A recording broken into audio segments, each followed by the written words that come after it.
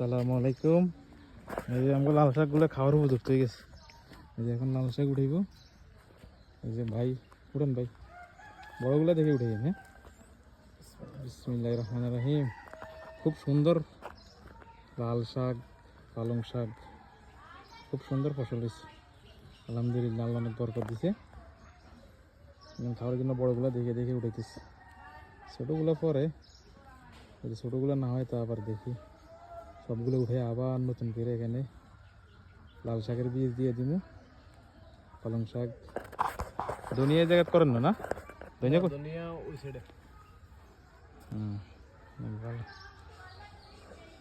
কিরকম লাগে ভাই নিজে হাতে যে এই যে কি জানি লাল শাক গুলো উঠাইতেছেন? নিজের লাগে দীর্ঘ 20 বছর পর এই প্রথম আবার নিজের ক্ষেতে। হ্যাঁ, একবারে নিজের হাতে, একবারে কোনো ফ্রেশ, একবারে কোনো সার নাই, কোনো মেডিসিন নেই, কোনো কিছু নেই। হ্যাঁ, কোনো কিছুই নেই, একবারে ফ্রেশ, পিওর, একবারে পিওর ন্যাচারাল খাবার। এটার মধ্যে কোনো বিশুদ্ধ জাতীয় কোনো কিছু এটার মধ্যে কোনো, শুধু বীজগুলো ছিটে দিছি বাস। এটার ক্রেডিট হলো সুলাইমান সুমন মামা, যে আসলে তার কাছ থেকে দেখে আসলে আমি অনুপ্রাণিত হয়েছি নিজে একটা ইয়ে করার জন্য। আর সামনের দিকে আরো করবো ইনশাল্লাহ। ইনশাআল্লাহ। আর ওই যে ওইদিকে তো লাউ গাছ, মিষ্টি কুমড়া, বরবটি, চিচিঙ্গা সব কিছু করা হয়েছে। ওই ওইদিকে আবার এই যে মূলাও আছে, এই যে খুব সুন্দর মূলা হয়েছে, মূলাগুলো খুব সুন্দরভাবে উঠছে। মূলা আছে, পালং শাক আছে, একবার ওই দিক থেকে শুরু করে এইবারে এদিকে একবারে এই পর্যন্ত। এই এরকম খাওয়া আসলে ঢাকার শহরের মানুষ এগুলো আসলে না পায় না কই থেকে পাইব এরা? একবারে নিজের হাতে করা, কষ্ট করে এখানে আমরা কায়িক শ্রম দিছি এই যে এগুলা করতে, তাই না?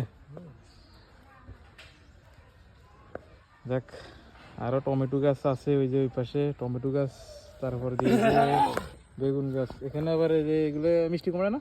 এই মিষ্টি কুমড়া আছে, লাউ আছে, আবার মনে হয় শসাও আছে না?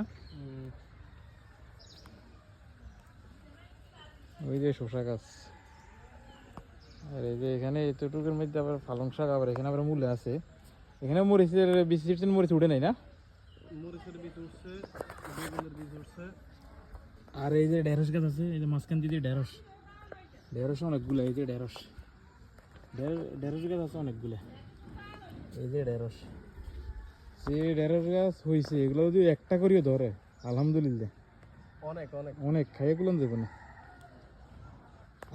আর লাল শাকগুলো খুব সুন্দরই উঠছে, একবারে মানে অ্যাকুরেট ভাবে উঠছে কিন্তু। হ্যাঁ, মানে কোনো ইয়ে হয়নি, অ্যাকুরেট ভাবে খুব সুন্দর করে সিটে হয়েছে বিচিগুলো, খুব সুন্দর করে বিচিগুলো সিটছে, তাই এত সুন্দর করে উঠছে আর কি লাল শাকগুলো। এটা একেবারে টকটকে লাল দেখ। একবারে ও আলহামদুলিল্লাহ আল্লাহ তাআলা ভালো একটা ফসল দিচ্ছে আলহামদুলিল্লাহ। উঠেন, আরো উঠেন।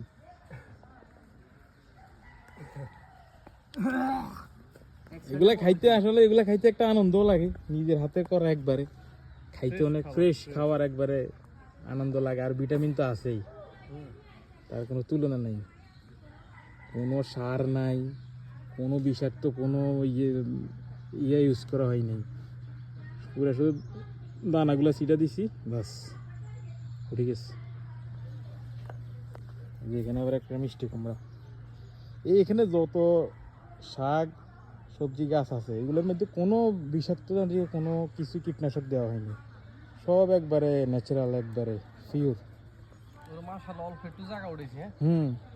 মাশাআল্লাহ আল্লাহ তাআলা বরকত দিয়েছে যে এতটুকু জায়গার মধ্যে এতটুকু জায়গা উঠেছে, যে এতগুলো উঠেছে এতটুকু জায়গার মধ্যে, আরও তো আছেই। এগুলা খাওয়ার পরে আমরা আবার এখানে বিচে ছিটবো ইনশাল্লাহ, যদি বাসায় রাখে।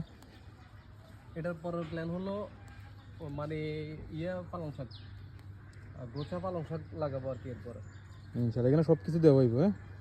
এরপরে আর ওইদিকে আসলে বন্যার পানির কারণে এখনো বন্যার পানি শুকায়নি। আমাকে দিকে যে দেখেন বন্যার পানি, এই যে বন্যার পানি নাহলে ওইদিকে আরও সব এই যে পুরোটাই করতাম, এখন বন্যার পানি আসলে যাইতেছে না, খুব কষ্ট করছে আমরা এবার বন্যা। এই যে আমার ভাতি যেটা, আসো আসো আসো বাবা, আসো এদিকে আসো, এদিকে আসো বাবা, এদিকে আসো বাবা, আসো এদিকে আসো। এই যে আমার আসো এদিকে আসো,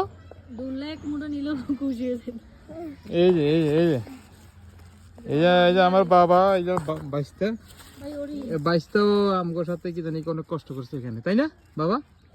এই আইসি এসে দাঁড়িয়ে থাকতো আমগুলো লাগে, তারপরে যে এইটা ওইটা আগাই দিত, তাই না বাবা? ভালো থাকবেন সবাই, পরবর্তী ভিডিওতে আবার দেখা হবে। আর আমার কথায় ভুল ত্রুটি হলে ক্ষমা করবেন। আমি নতুন চ্যানেল খুলেছি, নতুন পেজ খুলেছি, আস্তে আস্তে শিখবো। আমার চ্যানেলটা সাবস্ক্রাইব করবেন, লাইক করবেন, শেয়ার করবেন, আমার পেজটাকে ফলো দেবেন। নতুন ভিডিওতে আবার দেখা হবে।